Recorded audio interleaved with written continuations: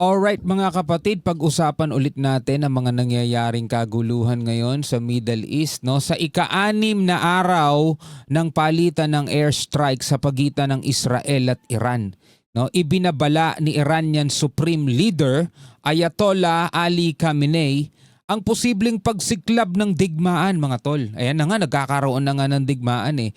Diba sinasabi na nga ni Trump, sumuko na ang Iran, pero yan ay tinanggihan ng kanilang Supreme Leader. Ang sabi, tinanggihan niya ang panawagan ni US President Donald Trump na sumuko ang Iran. No?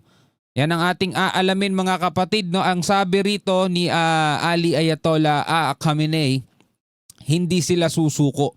Laban kung laban mga tol, matira matibay, ubusan na kumbaga. So ito mga kapatid, mula ito sa Net25. Bago natin to simulan, syempre huwag mong kalimutan mag-subscribe. Click mo na rin ang notification bell para ma-notify ka pag may mga bago tayong reaction video tulad nito. Again, mga tol, hindi ako magbabalita sa inyo. Tayo'y manonood lamang po ng balita, magbibigay ng komento, reaction at reaction, no? Pwede kayong magbigay ng inyong sariling komento sa comment section sa ibaba. Huwag na natin patagalin pa. Panoorin na natin to mga tol.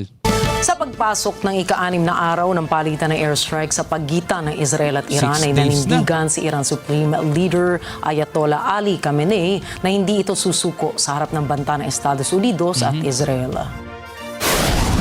Wala, palaban tong mga to, no? Hindi ito basta-basta susuko. The Iranian nation stood firm against the imposed war, sabing ganun.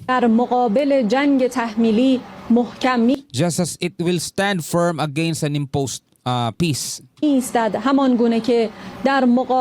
this nation will never submit to anyone's imposition. Sabing ganun, hindi sila magpapasakop o hindi sila magpapailalim sa dikta ng kahit na sino man.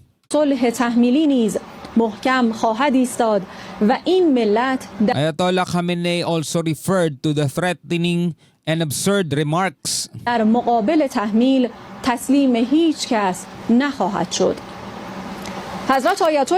the President of the United States saying, those with wisdom who know Iran, its people, and in its history never speak to this nation. Oh. In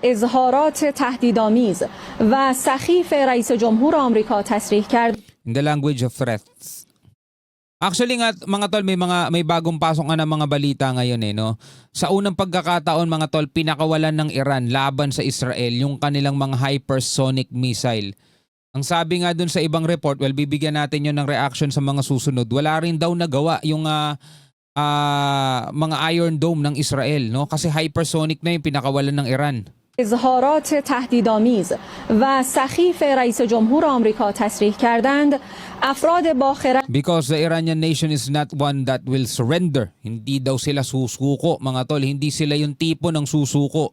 که ایران و ملت و تاریخ ایران را The Americans should know that any military intervention by the US میشناسند هیچگاه با زبان تهدید will undoubtedly result in irreparable damage.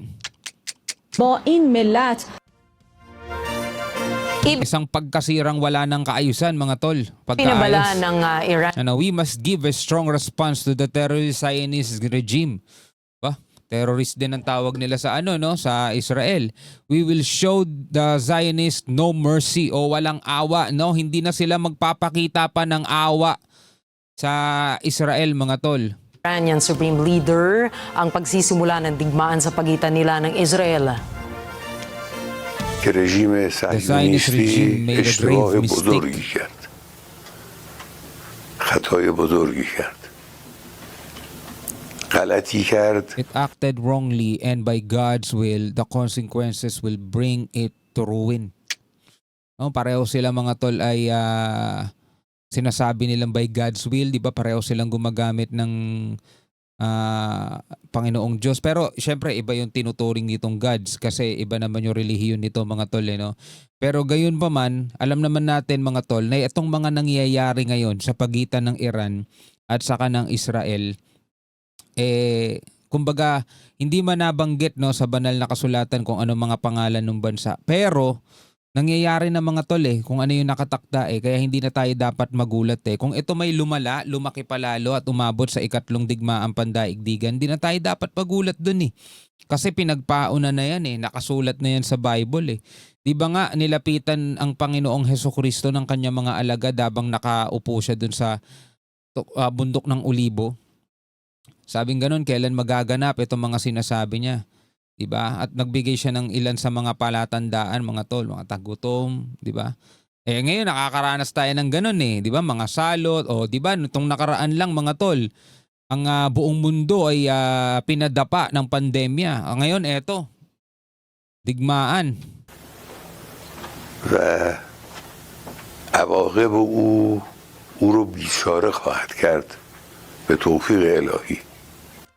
Our armed forces are prepared. نیروهای مسلح ما آماده هستند و And the country's official and all segments of the people stand firmly behind them. مسئولین کشور و همه آحاد مردم پشت سر نیروهای مسلح.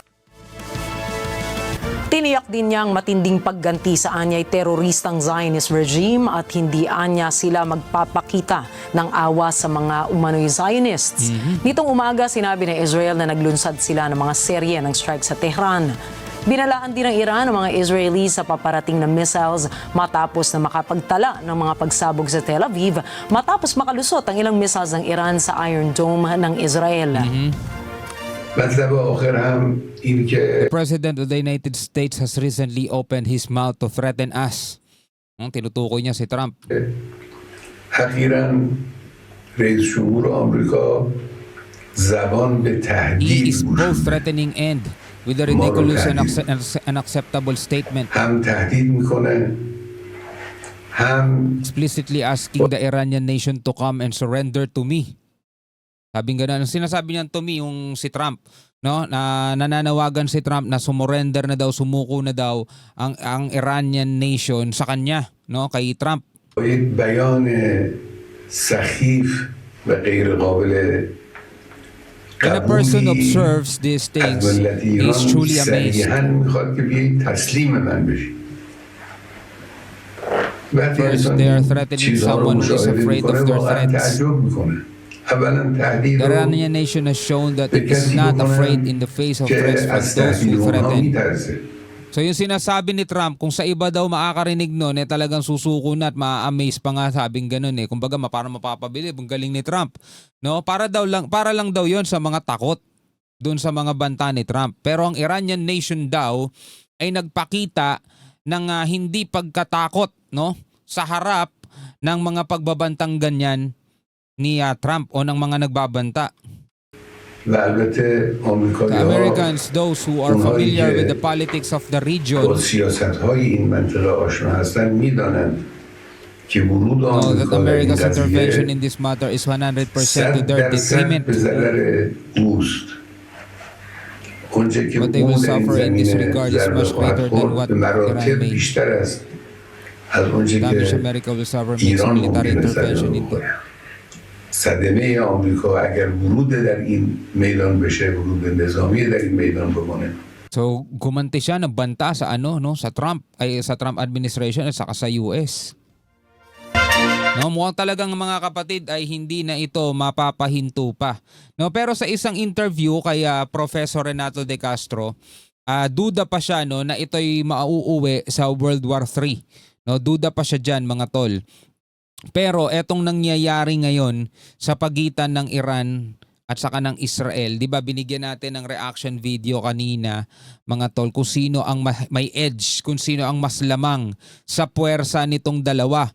Iran ba o kaya ay tawag dito Israel. Kung pagbabasehan natin, kung paramihan ng sundalo, paramihan ng personnel, talagang lamang ang Iran mga tol, napakarami nila. Pero pagdating sa fighter jet, sa modernong kagamitan, sa technology, medyo lamang ang lamang ang Israel. Ang pinaka-weapon lang daw mga tol ng Iran is yung kanilang mga proxy, yung network nila, yung dito sa Hezbollah, sa Houthis at saka sa Hamas. Habang mga kapatid, ang Israel naman mga tol bukod sa mataas ang technology nila, binabackupan din naman sila ng Amerika. Ano sa tingin ninyo mga tol, no? Pwede kayong magbigay ng komentaryo sa ibaba. No? Maraming salamat sa inyong panonood hanggang sa muli. Ako nga pala si Shobal D. Peace out.